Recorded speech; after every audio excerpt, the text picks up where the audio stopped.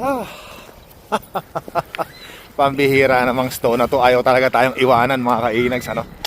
Talagang sumusulpot-sulpot na naman. Pero pag bumabagsak naman yung snow sa ground, natutunaw naman. Ayan, pasyal muna natin yung mga aso natin.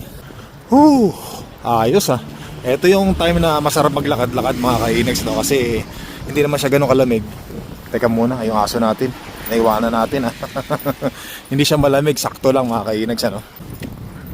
Uy, lata mga kainags, sandali lang, may swerte tayo, merong lata rito, kunin muna natin. Winter, Spring, Summer, or Fall, tuloy ang buhay sa Canada. Ayos, tama-tama, ano? Double purpose, na ipasyal natin yung anak natin, may lata pa. Ang bihira nga naman pag siniswerte, oh. Palakas ang palakas yung snow ah. Tara, si Sayo naman yung pinapasyal natin mga kainags, ano? Ayan oh. Ayan na, lumakas na ang snow mga kainags, ano? Patindi na ng patindi ang pagbagsak ng snow ngayon. Nakakatuwa. Beautiful. Ganda tingnan. Lakas na ng snow, kakapal na nung ano eh, nung pagbagsak ng snow mga kainags, ano? Yung mga fiber ba tawag doon, flakes mula sa taas. Ayan yung taas natin, kita nyo? Oh, mga snow bumabagsak oh. Wow.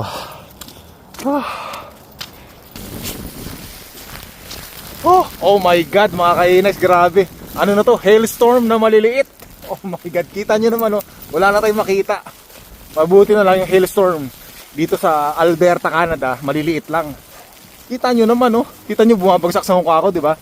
Kasi kung malalaki yan, tumatama sa mukha ko, sigurado mas malaking butas sa mukha ko makikita nyo. Albihira. Parang wala ka siya tatawa ko ah. Grabe oh. Oh my gulay. Si Sayon, ayan ah.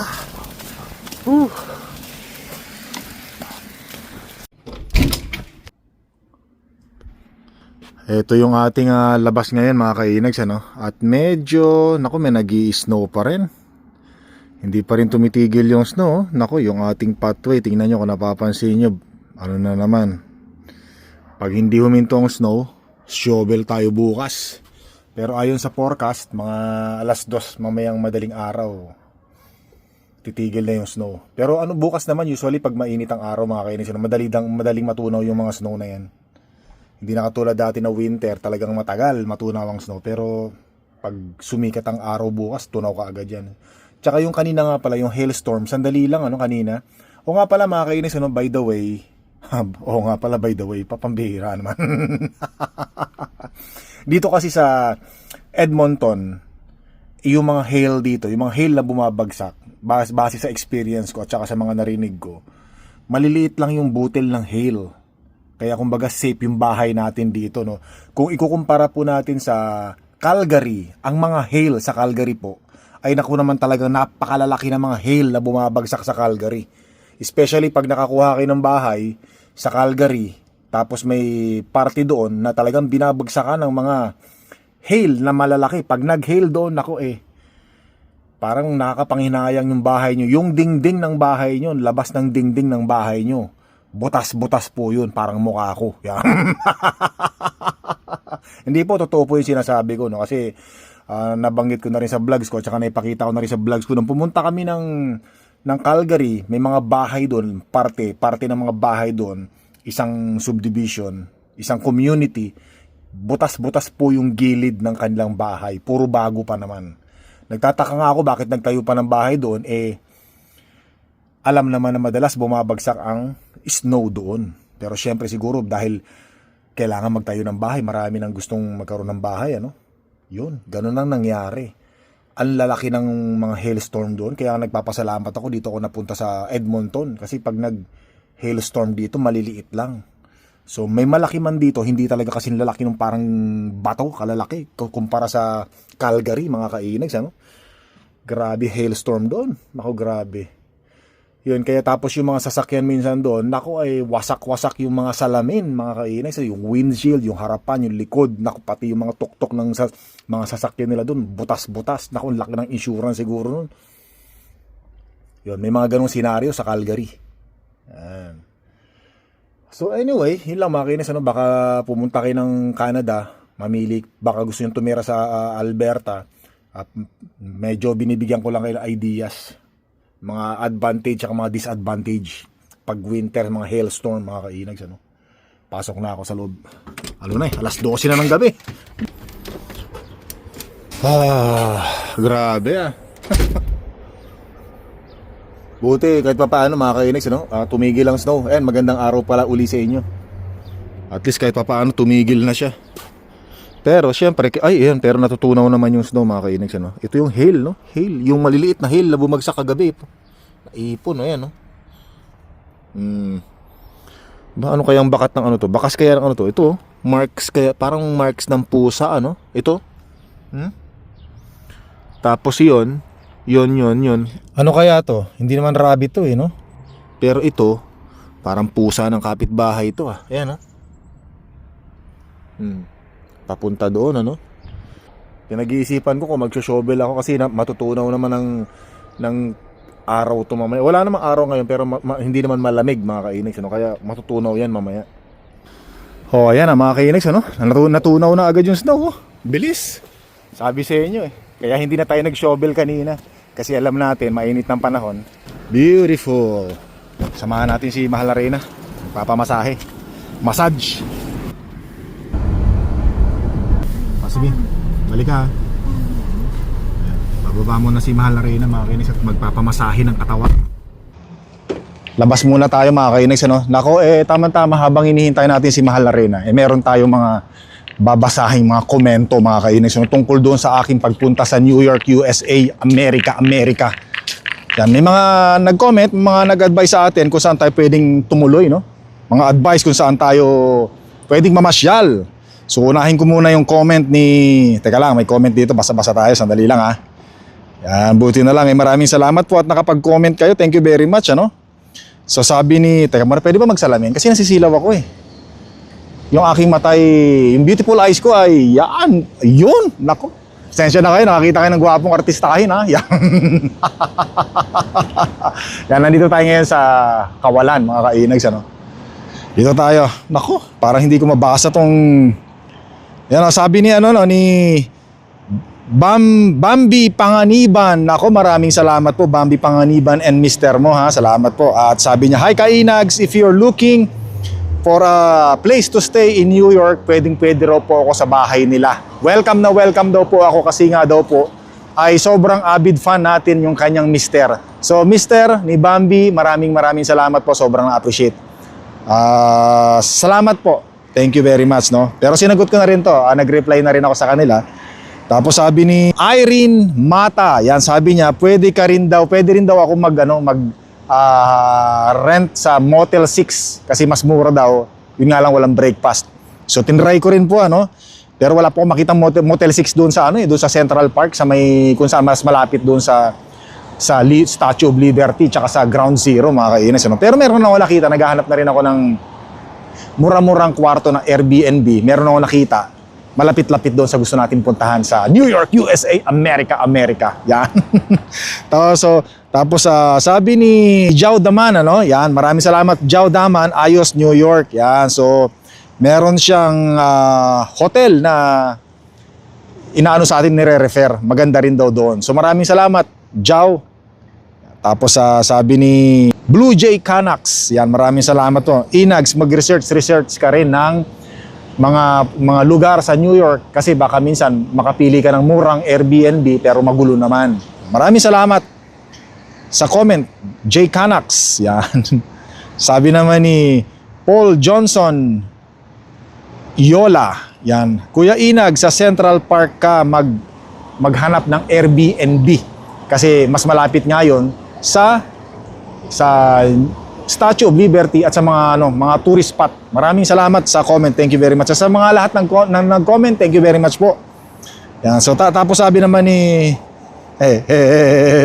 sabi ni Boxy, yan, kakaiba yung comment niya, 3 araw na raw siya na naghihintay na kung kailan ako mai-stroke. Yan.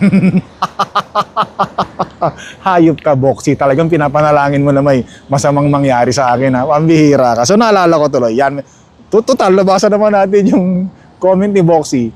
At nako meron ako naalala tuloy mga kainags Kasi minsan syempre 'di ba syempre vlogger ako content creator ako gumagawa tayo ng mga inspirational vlogs, motivational vlogs. Kung ano yung mga naging experience natin dito sa Canada. Kung ano yung mga naging ating pinagdaanan bago ko nakuha or natamo yung aking minimithing munting pangarap lang naman sa buhay mga kainis. So yung pangarap ko lang naman sa buhay hindi naman ganun kataasan, hindi naman ganun kataas. Sabi ko nga sa inyo, kahit nabulok ang bahay ko, luma ang bahay ko, importante may bahay at malapit na, hopefully, cross my finger, hindi na aabot ng 10 taon, mababayaran natin bahay natin mga kainis. Ayun, sabi ko, may sasakyan naman ako, hindi nga lang bago, hindi brand new, bulok. Pero importante, napupuntahan natin gusto natin puntahan. Tapos yun syempre, sabi ko nga, 32 hours na lang ako nagtatrabaho, hindi na ako nag-overtime, di ba? So, namamanage natin very good yung financial natin, and mga, di ba? So, may mga kakilala tayo na minsan pag sinishare ko sa kanila, nagagalit sa akin. Hindi ko alam kung bakit. So, nung nabasa ko nga yung comment ni Boxy, meron din nagsabi sa akin, in front of me, sabi sa akin, kasi nag-explain ako sa kanya, nag-share ako ng, yun nga, motivation, inspiration, para maging kapulutan ng aral, maging inspirasyon. Kaya lang ang sabi sa akin, sana magkasakit ka, Inags. Nagulat ako tuloy mga kainags. Sabi ko, bakit mo naman sasabihin sa akin magkasakit ako? Tapos wala, parang galit siya. Hindi ko alam, hindi yun yung in-expect ko na sasabihin niya sa akin. Pambihira naman. Sa akin lang, kaya ako nag-share. Siyempre, yung mga nag-experience ko. Yung pagkakaroon ng kontento sa buhay. Nagalit sa akin, pambihira. Tapos meron pang isang point, meron pang isang senaryo na sabi ko, nag-share din ako, mga kainis, experience ko sa buhay. Sabi ko, ito na ngayon yung dati kasi, nag-ipon ako, nagwo-work hard ako, ipon, work hard, ipon, trabaho, ipon, lahat napupunta sa ipon kasi alam ko yung the future. Kasi pag tumatanda na tayo, hindi na tayo lumalakas mga kainis. Habang tumatanda tayo di ba? Hindi na tayo kasi lakas ng kabataan natin. Kaya wag natin sayangin yung lakas natin. Ilagay natin sa bangko yung mga pinag-arapan nating pera. So ang sabi sa akin, mamamatay ka rin. Aba, nagulat uli ako, pambihira naman.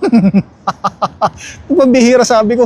Ang sabi ko na lang, hindi na ako nagsalita, ang sabi ko na lang, patawarin ka na lang ng Panginoon sa mga sinasabi mo. So, kasi hindi ko alam kung bakit nagsishare lang naman ako. Tapos nung bandang huli, nagkita uli kami, sabi ko sa kanya, pre, o nga pala, doon sa sinabi mo sa akin na mamamatay ako. Lahat naman tayo mamamatay, sabi ko sa kanya.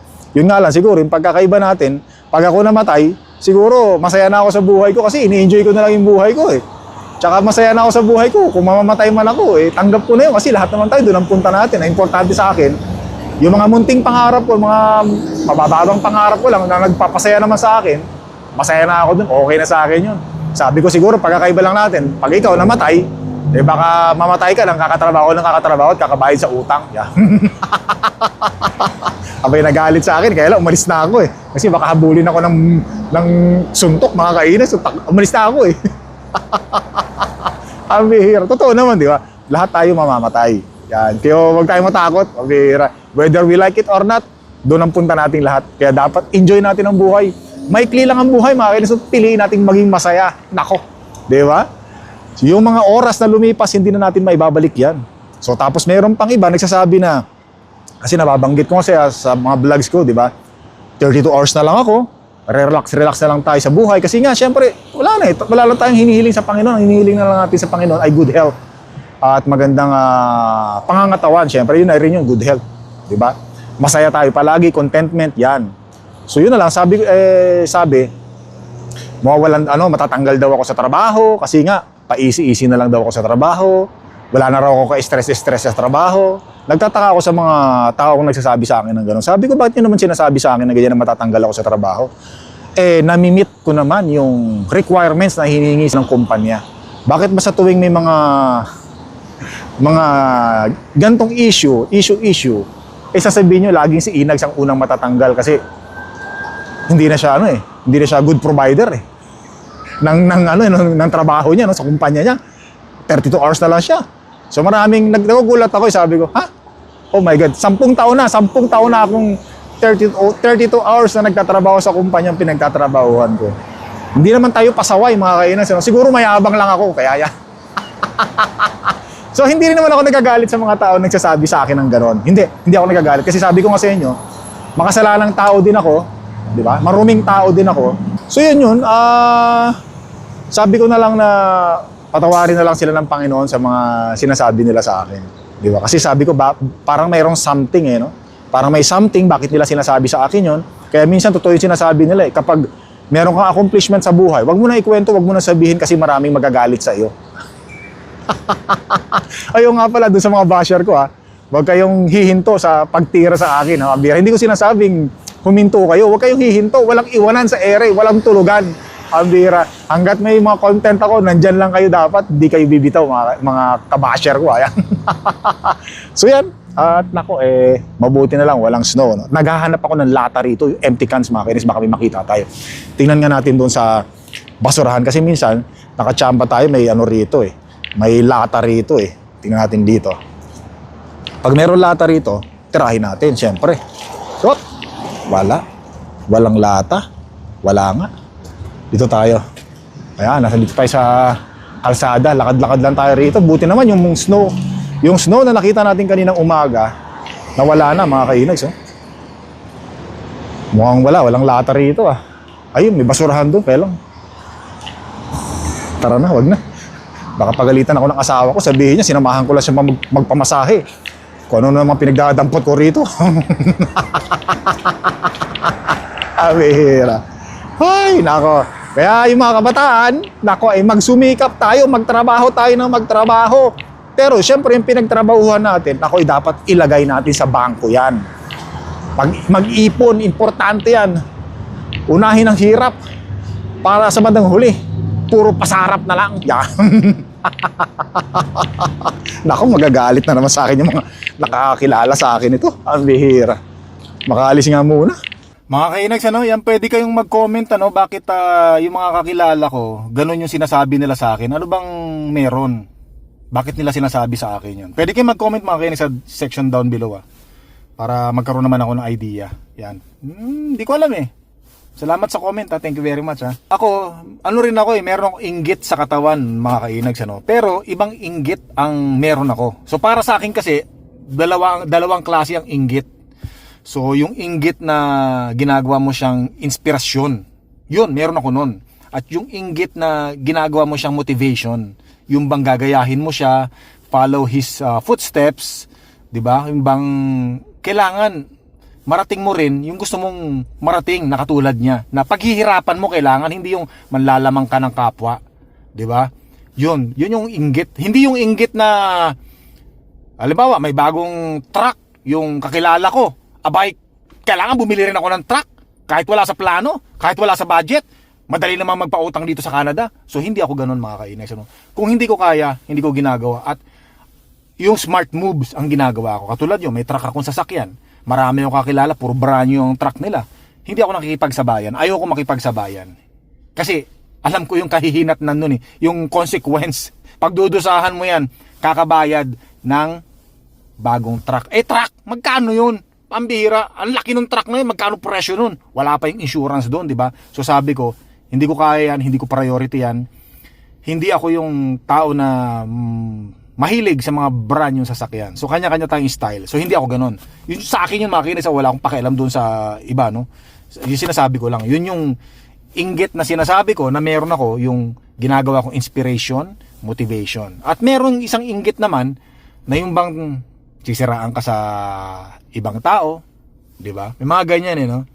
At kung ano-ano sasabihin sa'yo, di ba? Yun, ipapanalangin ka na kung ano-ano ipapanalangin sa'yo, di ba? So yun. So yun yung masamang inggit, di ba? So sabi ko na lang, pag sinasabi nila sa akin yun, may mga kakilala tayo na nagsasabi sa akin ng ganun, sabi ko, patawarin na lang kayo ng Panginoon kasi hindi na maganda yung lumalabas sa mga bibig ninyo. Sa mga basher natin, okay lang yan kasi hindi ko naman kilala yung mga yan di ba? Hindi ko alam kung kilala ko rin sila, no? Baka mamaya mga dummy account yung ginagamit nila. Pero wala sa akin yun, walang problema sa akin yun. Tsaka importante, masaya lang tayo sa ginagawa natin, wala tayong tinatapakan tao, hindi tayo nanlalamang sa kapwa, mga kainis, straightforward. Mas marami tayong mga blessings na matatamo mula sa Panginoon natin. Tapos meron akong parang naispatan na basyo ng lata ng Coke doon mga kainis no? Kikita nyo yung kulay pula. Ayan o, yung kulay pula na yan. Tingnan natin kung Coke yan. Kasi medyo malabo ang mata ko. Hindi ko makita. Baka mamaya KitKat lang yung balat ng KitKat. At least may prospect tayo na baka lata yun. Alam niyo naman, nag-uumpisa lahat sa simula. Sa isa. Sana lata. Isang lata, 10 cents ka agad yan mga kainags. Ano? Tingnan mo natin. Baka kung may dumadaan, wala. Ayos. Ayos. Ay, KitKat nga mga kainags. No? KitKat. Bihira, kala ko lata. Kala ko makakaisa na tayo ng lata. Yeah. Pero importante, uy, parang ngayon meron mga kainis sa'yo, no? Ano ba yun? Ay, hindi. Ano yun eh? Bubble gum, bubble gum. Bihira, no? Ayan, habang naglalakad tayo, lingalinga tayo, baka may makita tayong lata. Di ba? Dagdag din yun, pambihira. Yan, uy, mukhang meron ako nakita doon mga kainis. Ayun, mukhang basyo ng ano yun, no? Kikita nyo ba yun? Ay, mukhang hindi ata binibenta to eh. Mukhang pwede to. Baka, parang, ay hindi, basta yung mga ganyan, hindi tinatanggap yan. Ano yan ang yung windshield washer? Hindi pwede yan, ayan no. Hindi pwede to mga kainags, ano? Yan. Hindi pwede yan. Hindi bibilin niya. Pero tingnan natin dito, baka merong basyo ng bote. Hop, wala. Lahat ng basurahan, tinitingnan eh, no? Hop, merong waste dito. Tingnan natin, baka may lata. Hop! Basurerong dating eh, no? Ambir! Hindi, kung meron man ako makita ng lata doon, hindi ko kukunin, mga kainags, ano? Hindi ko kukunin yun. Ang kinukuha ko lang ng mga lata, yung mga basyong empty bottles, empty cans, yung mga nandito sa daan, yung mga pakalat-kalat. Nakakatulong tayo sa kalikasan. Makakatulong din yung lata na yun pag nakuha natin, di ba? Sa bulsa ng ating budget yan. So maraming mga ano rito, no? Recycle na pwedeng pagtapunan. Kaya minsan mga kainags, may mga homeless, yung mga dalang plastic bag, tumitingin yan sa mga basurahan dito. Itong waste, mga recycle yan, tinitingnan nila dyan kung meron. Kasi ang dami mga basurahan dito, ng mga, mga recycle. Iniisa-isa nila, pati yung sa mga rin, pati sa mga fast food. Yan, yung mga basurahan sa fast food. Tinitingnan din ng mga mga homeless kasi may mga nakikita sila mga empty cans, empty bottles doon eh. Plastic bottle. Yun, tapos sa bibenta nila, syempre pera na.